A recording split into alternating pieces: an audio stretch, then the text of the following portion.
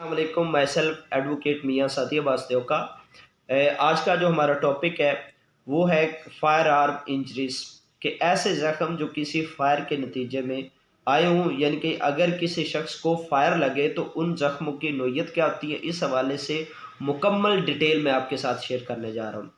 तो जब किसी भी इंसानी जिस्म को फायर लगता है तो अगर थोड़े से फासले से लगता है तो जो जहाँ से जो गोली दाखिल हो रही है वहाँ पर जो गोली ज़ख्म के जो किनारे होते हैं वहाँ पर भूरे या काले रंग का पाउडर सा बन जाता है, यानी कि वो ब्लैकनिंग आ जाती है। ठीक है, जला जला सा हो जाता है और वहाँ से उसे हम जब जैसे गोली दाखिल होती है तो उस ज़ख्म को हम इंट्री वाउंड कहते हैं।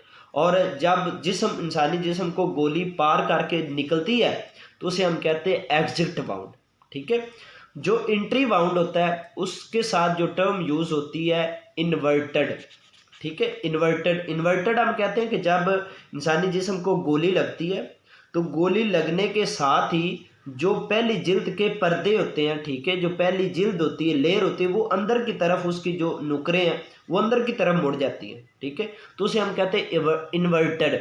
और जब गोली इंसानी जिस्म को पार करती है तो इधर से दूसरी साइड से एग्जिट करती है, बाहर निकलती है, तो जो इस तरफ जो जिल्द के पर्दे होते हैं वो बाहर की तरफ निकल जाते हैं, उसके कोने जो बाहर की तरफ निकल जाते हैं, उसे हम कहते हैं इवर्टेड। तो आपको समझ आ गया कि entry wound, exit wound, inverted and everted क्या होता है। इसके बाद जब इंसान को फायर लगा दिया जाता है, फायर मारा जाता है, तो उससे जो उसकी मौत वाक़ई होती है उसकी दो वजूहत होती हैं। एक को हम कहते हैं हेमोरेज और दूसरी को कहते हैं न्यूरोजेनिक शॉक। हेमोरेज कहते हैं कि जिस्म का जो खून है वो हद से ज़्यादा बह जाना, और हद से ज़्यादा जब खून बह जाए तो उस वजह से मौत वाक़ई हो जाती है। अब हेमरेज की भी दो सूरत हाल है, एक इंटरनल हेमरेज होती है और एक एक्सटर्नल हेमरेज होती है। इंटरनल हेमरेज हम उसे कहते हैं कि इंसानी जिस्म के अंदर खून जमा होता रहता है, ठीक है, उस वजह से इंसान की मौत वाक़ई हो जाती है। और एक्सटर्नल हेमरेज हम उसे कहते हैं कि इंसानी जिस्म से खून बाहर की तरफ निकलता है, इतना निकल जाता है कि इंसान की मौत वाक़ई हो जाती है। और न्यूरोजेनिक जो शॉक है उसे हम प्राइमरी शॉक कहते हैं, जिससे मुराद इंसानी मौत की वजह से, अचानक शॉक की वजह से इंसान का दिल रुक जाना, फेफड़े वगैरह ने जो रेस्पिरेटरी जो सिस्टम है, कार्डिक सिस्टम, वो सारा मफलूज हो जाना, इस वजह से जो मौत वाक़ई हो जाती है और उसको हम ये कहते हैं। ठीक है, अब जब इंसान को आतिशी असला से फायर मारा जाता है तो इस वक्त जिस जगह फायर लगता है तो उस वक्त ज़ख्म की हालत किस तरह होती है। जब इंसान को आतिशी असला से फायर मारा जाता है तो गोली कारतूस में से बहुत ज़्यादा वेलोसिटी से शोला, जला हुआ पाउडर और धात के टुकड़े और गैस निकलती है। ठीक है, जब गोली निकलती है तो वो जिस्म में फासले के लिहाज से दाखिल होती है। बंदूक शॉटगन के कारतूस में जो छरों की अमूमन तादाद होती है वो 2-4 से लेकर 100 के करीब होती है। जब बंदूक से फायर होता है तो गोली एक ठोस शक्ल की इख्तियार करके तेज़ी से निकलती है और ये कारतूस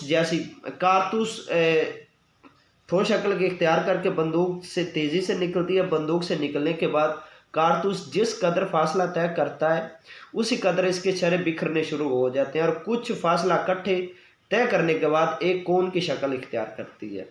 जब गोली फायर शूट होता है तो जैसे ही गोली निकली उसका जो साइज़ होता है वो बिल्कुल गोली जैसा होता है। अब जैसे जैसे फासला वो तय करेंगे जो उसके जो छर्रे हैं, ठीक है, तो वो ऐसे उसका जो साइज़ है वो बढ़ता जाएगा, जो उसके पैलेट्स हैं वो ऐसे ऐसे बढ़ते जाएंगे। ठीक है, तो वो एक कोन की शक्ल इख्तियार करता जाएगा, जैसे जैसे फासले पड़ जाएगा उसका साइज़ बड़ा होता जाएगा।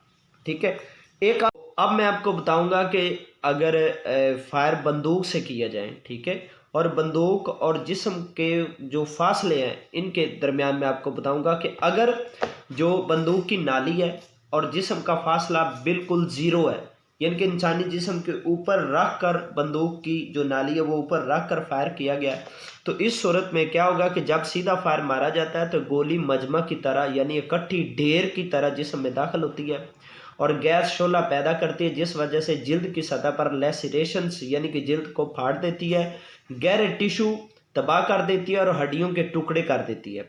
जिल्द झुलस जाती है और बाल भी झुलस जाते हैं। जख्म के गिर्द काला स्याह यानी कि ब्लैकनिंग निशान बन जाता है। कारतूस में जो पाउडर होता है इस जख्म के इर्द गिर्द अराउंड एंड डीपली यानी कि गहराई में पाउडर के जो टैटू जो दाग वगैरह बन जाते हैं। और जब फायर जिस्म के ऊपर या करीब रख कर मारा जाता है तो इंट्री वाउंड दाखिली जख्म यानी कि जो इंट्री वाउंड होता है और एग्जिट वाउंड होते हैं वो ज़्यादा, जो इंट्री वाउंड है वो एक होगा और एग्जिट वाउंड भी तकरीबन एक ही होता है। जब जो फायर है, बंदूक का जो फायर है वो सर पर मारा जाए तो इस सूरत में क्या होगा, अगर सर के करीब या सर के ऊपर बंदूक की नाली रख कर फायर मारा जाता है तो आमतौर पर जख्म तबाहशुदा होगा, यानी कि जख्म वाली जगह के हिस्से का नामो निशान मिट जाएगा कि जिस जगह फायर लगा है वहाँ सर की कौन सी चीज़ थी और इसकी क्या हालत, यानी कि वो बिल्कुल मुकम्मल तौर पर डैमेज हो जाएगा।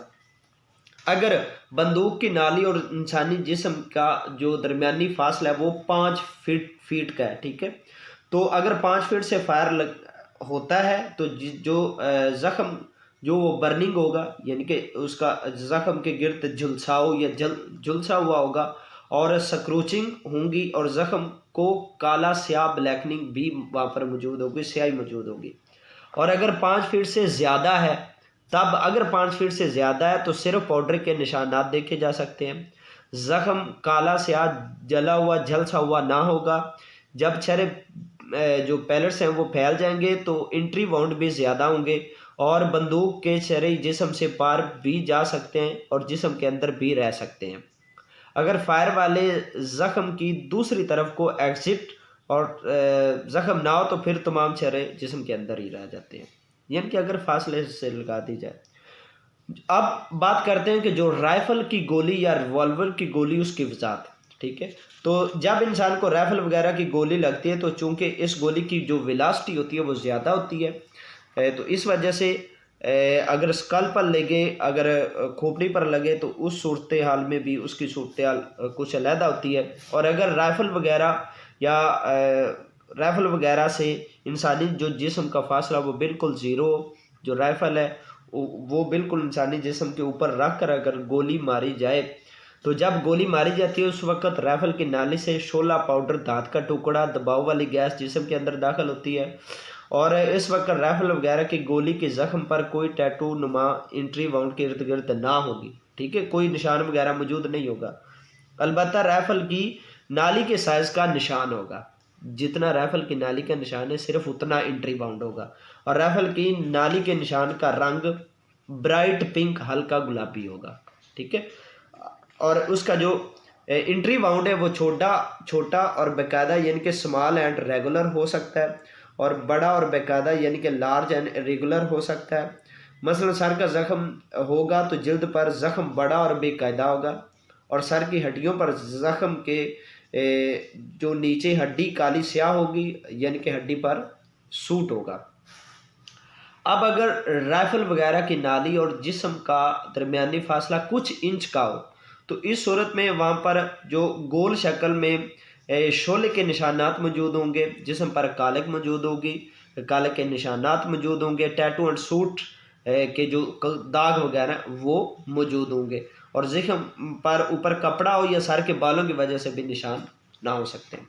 अगर जिस्म और नाली के दरमियान फासला 2 फीट का हो तो वहाँ पर जो कालक है और जो टैटू के निशान है वो ज़ख्म दागने वाला पाउडर है ज़ख्म के ऊपर फैल जाता है, ठीक है, वो फैलाव की शक्ल में मौजूद होगा जिस वजह से जिस्म के बाल और जिल्द पर कोई असर ना होता है। अगर राइफल वगैरह की नाली और जिस्म का दरमियानी फासला 5 फीट से ज़्यादा हो, अगर नाली और जिस्म का दरमियानी फासला 5 फीट से ज़्यादा हो तो जो दाग हैं, जो टैटूइंग है वो ज़्यादा फैल जाते हैं और जिस्म के ज़ख्म पर ये निशानात टैटूइंग ना पाए जाते हैं, निशानात नहीं होते क्योंकि वो पाउडर फैल जाता है। ज़ख्म पर बर्निंग, कालिक यानी कि जो सूट होती है और टैटूइंग दागने वाला कोई भी निशानी उस ज़ख्म पर ना होगी अगर यानी कि ज़्यादा फासला होता है 5 फीट से ज़्यादा। ज़ख्म जो है वो गोल किस्म का होगा, ज़ख़म के किनारे मार्जिन इन्वर्टेड होंगे और ज़ख़म के साइज़ गोली के साइज़ के बराबर ही होगा। ज़ख़म के सुराख गोली के साइज़ से छोटा भी हो सकता है। ज़ख़म की जो मुतलका जिल्द है वो खुरची यानी कि रगड़ी अब्रेड होगी। ज़ख़म की जिल्द जो सोयल यानी कि में गंदी होगी और ज़ख़म के जिल्द के दो हिस्से मुख्तलिफ होंगे, जिल्द के ऊपर वाला हिस्सा और नीचे वाला हिस्सा, ये मुख्तलिफ होंगे। जो ऊपर वाला हिस्सा है वो उसका जो रंग है वो लाल या गहरा लाल होगा, ठीक है, यानी कि रेड डार्क। और जब ज़ख़म ताज़ा होगा तो अगर ज़ख़म ताज़ा होगा तो इसको हम अब्रियन कॉलर कहते हैं, ठीक है। और ज़ख़म जिल्द का अंदर वाला जो हिस्सा है वो चिकनाई से गंदी हुई यानी कि चिकनाई से मैला हुआ ज़ख़म होगा। इसका जो एग्जिट वाउंड है, ठीक है, उस वहाँ पर टैटूइंग, ब्लैकनिंग या बर्निंग वगैरह मौजूद नहीं होती, वो इन्वर्टेड होते हैं। उसके जो ज़ख़म के जिल्द के किनारे होते हैं वो बेकायदा होते हैं। वो ज़ख़म जो है वो ब्रूज हो सकता है, उसके किनारे फटे हुए होते हैं। ज़ख़म का जो सुराख है वो गोली के साइज से बड़ा होगा, ये ज़ख़म लेसरेटेड ना हो सकता है।